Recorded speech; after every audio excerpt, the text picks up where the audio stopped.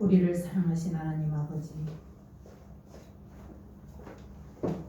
한 해의 삶도 우리를 인도하시고 2021년 새해를 저들에게 허락하신 하나님, 또한 새해 첫 주 예배를 하나님께 올릴 수 있도록 도와주심을 감사를 드립니다.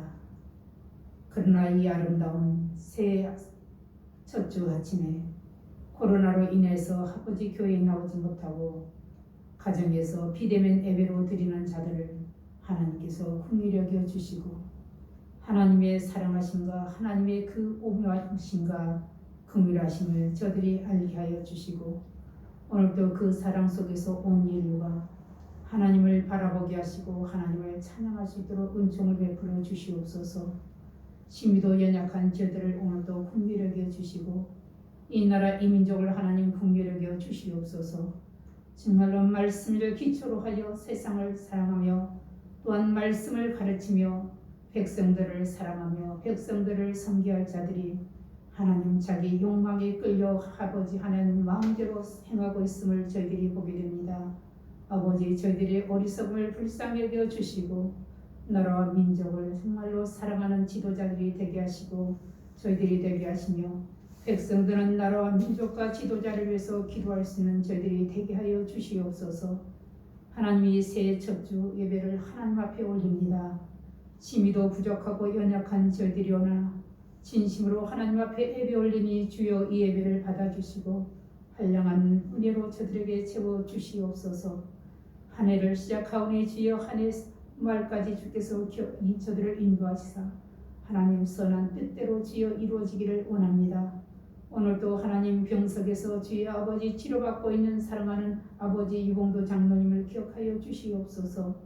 하나님 사랑하는 귀한 자들을 주께서 긍휼히 여겨 주시옵시고 아버지 속하게 주의 강선을 바라여 주시옵소서. 임마누엘 되신 아버지 하나님 오늘도 그곳에 찾아가 주셔서 그를 이루하시고 그를 피 묻은 손으로 주여 만져 주시옵시사. 속한 날에 하나님께서 하나님의 그를 일으켜 주실 줄 믿고 감사하며 예배하는 오늘도 시간이 되게 하여 주시옵소서. 감사 예수님의 이름으로 기도하옵나이다. 아멘.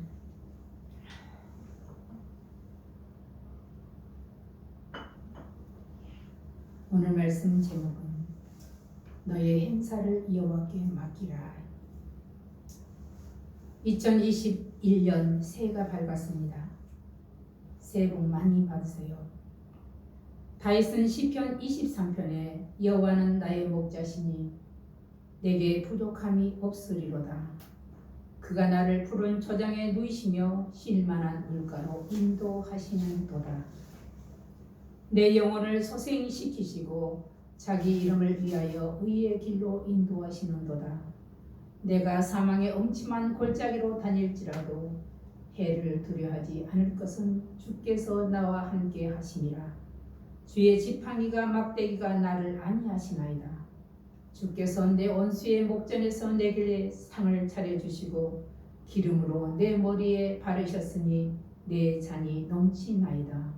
내 평생의 선하심과 인자하심이 반드시 나를 따르니 내가 여호와의 집에 영원히 거하리로다 하고 자신을 그토록 사랑하시는 하나님 앞에 본인의 신앙을 고백하고 있습니다. 오늘 우리에게 주어진 본문 잠언 16장은 그 사람 다윗의 아들 솔로몬이 인간이 행하는 모든 행사가 여호와의 주권 아래 있음을 가르쳐주며 모든 행사를 여호와께 맡기고 공의를 행하며 악에서 떠나도록 교훈하고 있습니다. 이러한 교훈은 하나님의 섭리와 통치에 대해서 사람이 행할 바를 다시 한번 생각하게 합니다. 그런데 하나님께서는 인간이 생각하고 욕망하는 것보다 훨씬 더 귀중하고 아름다운 것을 주신다는 사실입니다. 그러므로 인간은 일하신 하나님 앞에서 겸손하고 하나님을 신뢰해야 하겠습니다. 하나님은 누구를 막론하고 하나님을 기쁘시게 하는 사람이 복을 받고 형통하게 하신다고 하셨습니다. 그런데 우리는 그렇게 살지 못하고 있습니다. 여기서 우리는 왜라는 의문을 가져야 합니다. 이유는 하나님을 믿지 못하는 데서 오는 현상이기 때문입니다. 이 현상을 창세기 3장 7절에서 8절로 돌아가 보아야 할 것입니다. 이에 그들이 눈이 밝아져 자기들의 벗은 줄 알고 무화과 나무 잎을 엮어서 치마를 하였더라 그랬습니다. 그들이 그날 바람이 불 때 동산에 거니시는 여호와의 하나님의 낯을 피하여 동산나무에 숨었습니다. 왜 숨었을까? 그들에게 죄가 들어왔습니다. 죄가 들어온 그때부터는 하나님은 보이지 않고 나만 보입니다. 그런데 모든 사람들이 다 여기에 속해 있다는 것입니다. 그런데 기회가 주어졌습니다. 예수 그리스도께서 창세기 3장 속으로 다시 찾아오셔서 우리를 다시 2장 속으로 올리신 것입니다. 무슨 말도 안 된 소리를 하느냐고 할 것입니다. 그런데 하나님께서는 말씀하셨습니다. 어제나 오늘이나 동일하신 하나님이시라고. 우리 속에 그리스도의 영이 있기 때문에 우리는 하나님을 아버지라고 부르고 예수님을 나의 구주로 고백하고 있습니다. 이것이 바로 그 증거입니다. 그러므로 만약 그리스도인들이 말로는 하나님을 의지한다고 하고 실제에서는 하나님을 의지하지 않는다면 바로 그것이 이성입니다. 마음의 경영을 여호와께 맡겨드리지 못한 까닭입니다. 그런데 저자 솔로몬은 본문을 통해서 너의 행사를 여호와께 맡기라고 당부하고 있습니다. 그 첫째는 경영이 성취되게 하시는 분이 바로 여호와 하나님이시기 때문입니다. 3절 한번 같이 읽어봅니다. 3절. 너의 행사를 여호와께 맡기라. 그리하면 내가 경영하는 것이 이루어지리라.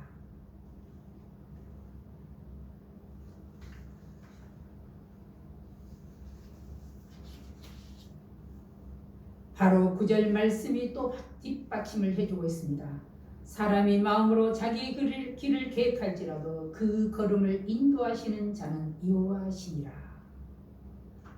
사람이 계획을 세운다고 계획대로 성취되는 것이 아니라는 말입니다. 오직 인간의 생사화복이 다 하나님께 달려 있다는 말입니다.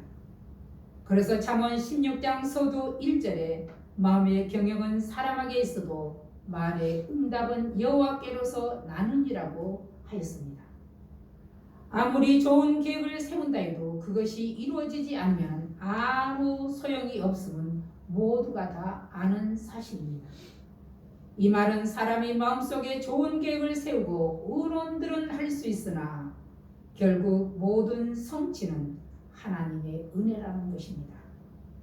그런데 어떤 사람들은 말합니다. 악하고 못된 사람들이 더 잘 살더라는 것입니다.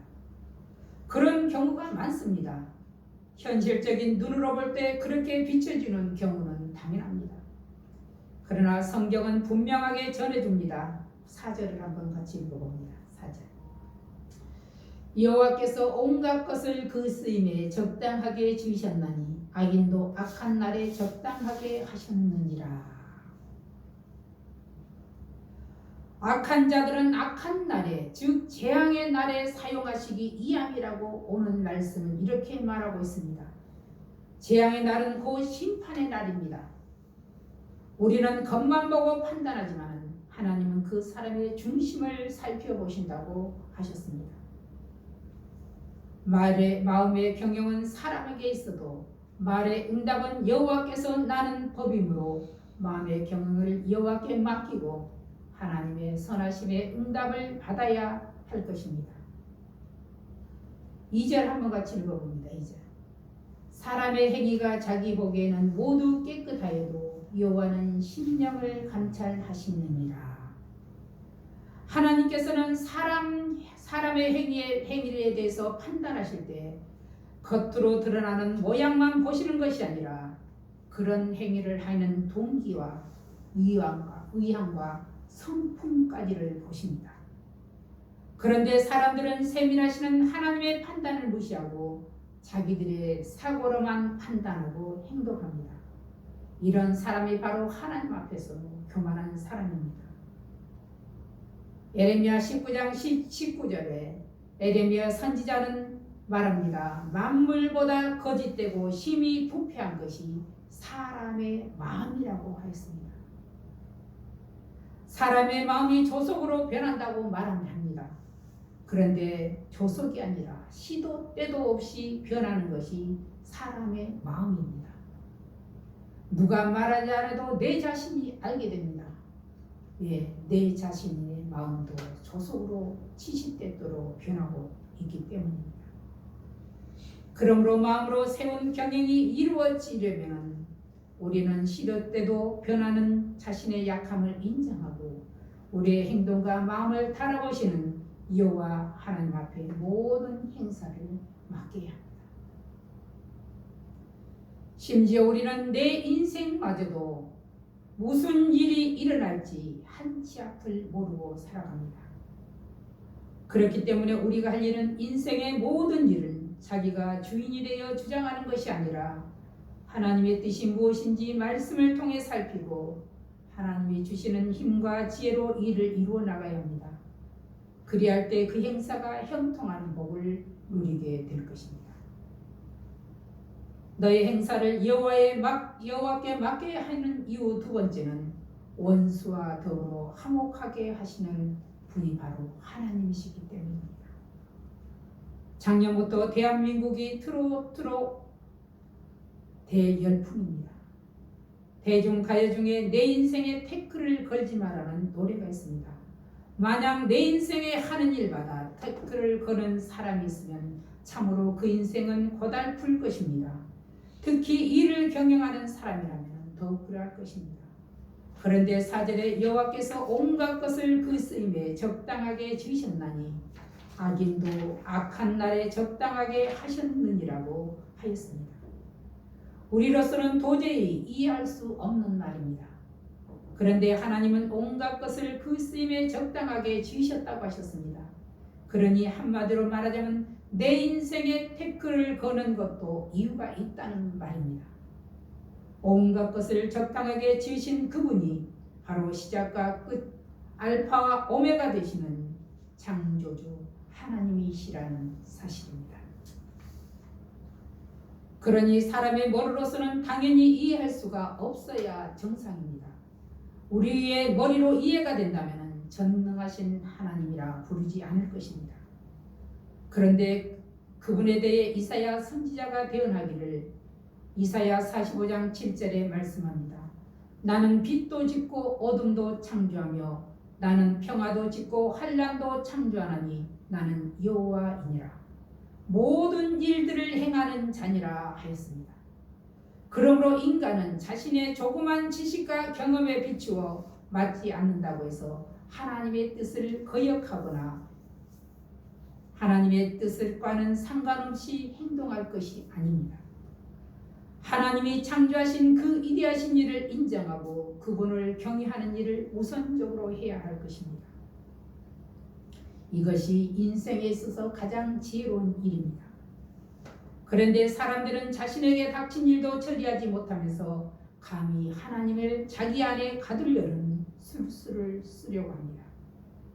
이는 바로 하나님과 원수가 되는 길입니다.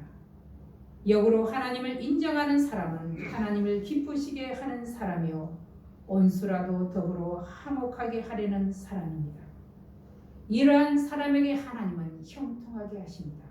바로 이삭과 요셉과 다니엘이 그 대표적인 인물 중에 한 사람들입니다.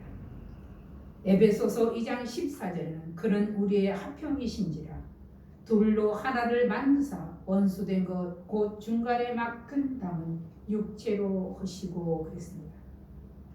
하나님은 인간과의 화평을 위하여 독생자 아들을 이 땅에 보내시고 또 그 아들은 아버지의 뜻을 따라서 십자가에 달려 인간을 대신하여 죽기까지 순종하셨습니다. 이로 인해 우리는 주님과 사귐이 된 것입니다. 중요한 것은 하나님의 뜻을 따라 사는 것이 때로는 힘이 들어도 기쁘다는 것입니다. 그것은 우리의 영혼이 사랑이신 하나님으로 인해서 기쁘기 때문입니다. 사랑이신 하나님께서는 이 땅에 사랑을 일으키시고 항상 기뻐하라고 우리에게 당부하셨습니다. 그러므로 영원히 기쁘지 않는 사람은 문제가 있다는 것입니다. 창세기 26장 28절에는 이삭과 아비멜렉의 관계를 우리는 볼 수 있습니다.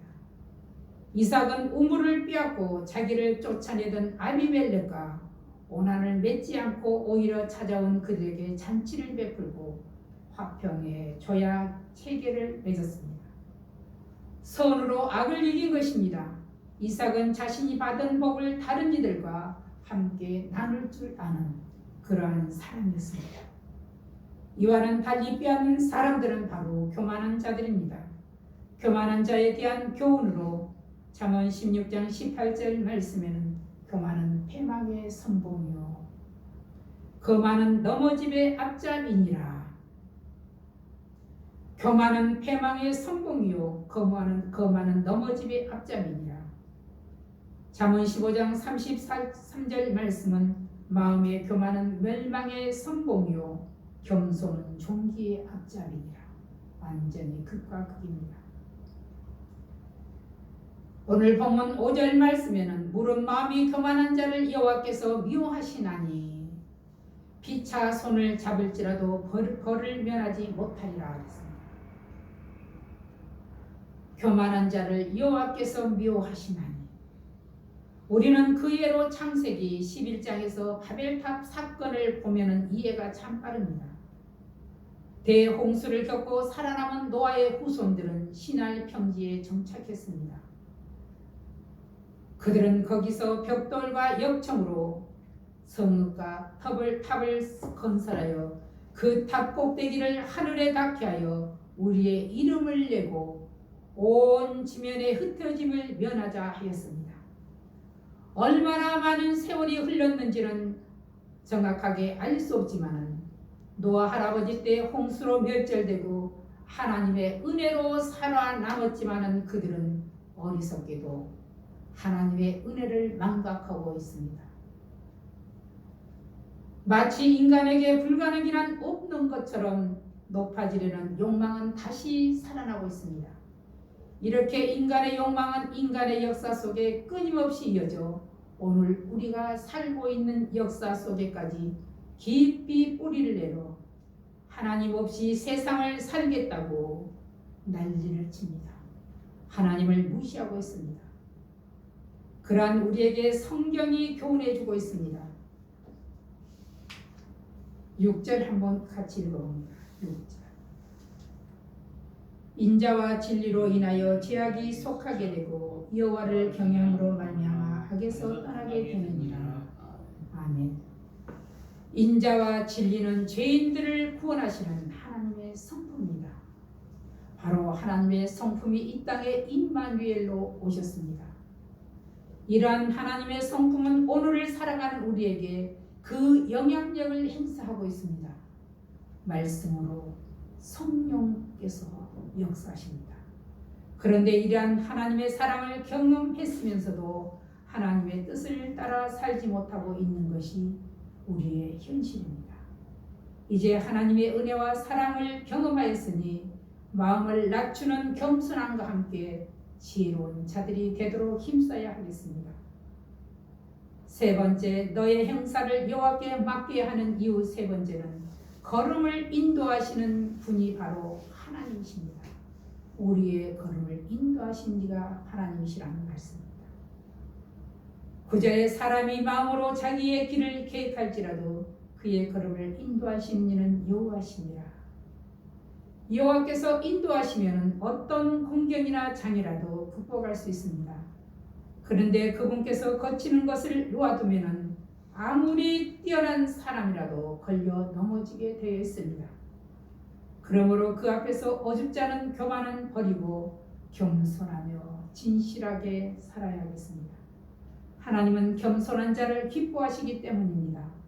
이삭과 요셉과 다니엘같이 순전하고 선으로 악을 이기는 자가 될 때 하나님께서 기뻐하시고 그들의 앞길을 인도해 주십니다. 오늘날은 바로 하나님의 말씀과 성령님이 우리를 인도해 주고 계십니다. 요즘 재판들이 바르게 다스려지지 않고 있어서 문제가 되고 있음을 우리는 잘 보고 있습니다. 10절 같이 한번 읽어봅니다. 하나님의 말씀이 왕의 입술에 있은즉 재판할 때 그의 입이 그르치지 아니하리라. 왕이 재판할 때 하나님의 말씀으로 재판해야만 그 재판이 바르게 됩니다. 이는 한 나라의 공의로 다스려지기 위해서는 반드시 하나님의 말씀에 법이 기초해야 한다는 말씀입니다. 모든 형법, 민법인 법의 기초가 다 성경에서 비롯되었기 때문입니다. 하나님의 말씀은 하나님의 법은 절대 권위를 가지고 하나님의 품성에 대한 증거와 의지를 나타내고 있습니다. 바로 사랑과 공의입니다. 그런데 현대 사회는 절대인 진리가 상대화되고 있습니다. 이래도 되고 저래도 되는 상학에 따라 이용되는 사단의 속임수에 넘어가고 있습니다. 그런데 교회도 예외는 아니라는 것입니다. 그러니 교회는 점점 힘을 잃어가고 있습니다. 약해져 가고 있습니다. 하나님의 영광을 보는 눈이 어두워져 있기 때문입니다. 하나님의 영광을 보는 눈이 어두워지면 하나님께서 가장 크게 주신 은혜, 영원한 나라를 볼 수가 없습니다. 우리는 모두 하나님의 영광의 나라를 볼 수 있는 눈을 사용할 수 있어야 하겠습니다. 이것이 우리가 살아가는 데 가장 지혜롭고 은혜로운 길입니다. 너의 행사를 여호와께 맡긴다는 것이 무엇일까? 바로 말씀을 따라 산다는 것이요 하나님을 찬양하며 감사하며 산다는 것입니다. 그런데 성경은 우리에게 교훈하기를 말씀을 따라 살지 않으면 칼과 기근과 전염병이 오는데 어느 시대나 어느 국가나 개인에게도 임하게 되는 것을 말하고 있습니다.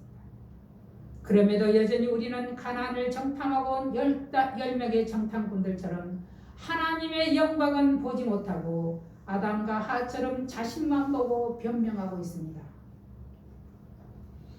오늘 우리 정치권에서도 참 많이 봅니다. 안 되면은 상대방 탓. 우리의 속담에도 있습니다. 잘 되면 내 탓, 못 되면 조상 탓. 근데 요즘은 잘 되면 내 탓, 못 되면 상대방 탓으로 돌립니다. 노래를 부르지 않는 새들이 있었습니다. 어느 숲속에 있는 넓은 호숫가에 많은 개구리들과 새들이 살고 있었습니다. 그런데 어찌된 일인지 개구리들은 쉴 새 없이 제잘거리고 있는데 새들은 너도 나도 입을 다문 채 조용히 나무 위에 앉아 있는 것이었습니다. 마침 그것을 지나가던 목동이 이 이상스러운 광경을 보고 새들에게 그 이유를 물었습니다. 개구리들은 쉴 새 없이 노래를 하는데 저들보다 훨씬 더 예쁜 소리를 가진 너희들은 왜 가만히 하고 있니? 묻자 저것들 좀 보세요. 개구리들의 소리가 저렇게 시끄러운데 우리들이 아무리 예쁜 소리로 노래를 부른다 해도 그 소리가 다른 사람에게 들려지기나 하겠어요 하고 대답했습니다. 이 바보 같은 새들아, 그러니까 너희들이 더 크게 노래를 불러야지. 너희들이 가만히 있으니까 저 개구리들의 소리가 더 시끄럽게 들리는 거 아니냐. 그렇습니다. 상대방에게 들려지지 않는다 해도 내 진심의 감사와 찬양은 하나님께서 들으십니다. 그런데 우리를 또 노래를 부르지 않는 새들처럼 갖가지 이유와 불평으로 하나님께 대한 신뢰와 감사를 잊고 있지는 않는가? 아니면 세상의 시끄러운 소리로 인해 하나님의 말씀은 듣지 못하고 있는지 나 자신을 확인해 보아야 하겠습니다. 다윗은 세상 만민이 들을 수 있도록 찬양했습니다. 다윗이 세상 만민이 들을 수 있도록 찬양한 것 같이 우리도 있는 그대로 우리의 모든 생활 자체가 하나님의 은총임을 감사하고 하나님을 찬양해야겠습니다. 특별히 올해는 우리 모두 모든 행사를 다 하나님께 맡기고 감사하며 찬양하는 한 해가 되시기를 주의 이름으로 축복합니다. 기도하겠습니다. 살아계신 아버지 하나님 감사드립니다. 우리의 연약함을 아시는 아버지 하나님, 오늘도 우리의 연약함은 하나님 앞에 내려놓습니다. 저들을 불쌍히 여겨 주시옵소서. 한 해를 시작하는 저희들이옵니다. 그러나 심히도 주여 아버지 부끄러울 뿐입니다. 그러나 하나님께서는 너희들이 온갖 재물을 가지고 온다 할지라도 내가 받지 않으신다고 말씀하신 것을 우리는 들었습니다. 하나님, 많은 것을 가지고 온다 한들 진심이 없으면 아무 소용이 없음을 우리는 성경을 통해서 알았습니다. 오늘도 진심으로 하나님을 찬양하며 예배하는 저희들이 되게 하여 주시옵소서. 예수님의 이름으로 감사하며 기도하옵나이다. 아멘. 찬송